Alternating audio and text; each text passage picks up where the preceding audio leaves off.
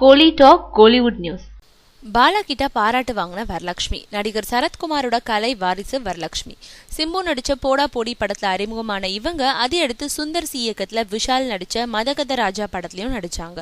அதோட அந்த படத்துல இன்னொரு நாயகியா நடிச்ச அஞ்சலியோட ஹாட் போட்டியிலயும் இறங்கினாங்க. ஆனா எதிர்பார்க்கப்பட்ட அந்த படம் இன்னமும் திரைக்கு வரல. அதனால ஏற்பட்ட அதிர்ச்சியில உடனடியா எந்த படங்களையும் ஏற்கல வரலட்சுமி.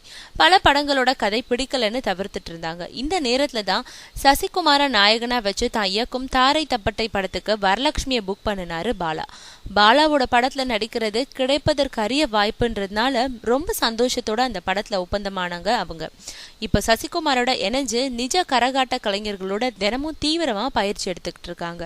ஏற்கனவே பல நடனங்கள்ல வரலட்சுமி கை தேர்ந்தவன்ற போதும் கரகாட்டம் அவங்களுக்கு புதுசுன்றதுனால அதிக ஆர்வத்தோட பயிற்சி எடுத்துட்டு இருக்காங்க.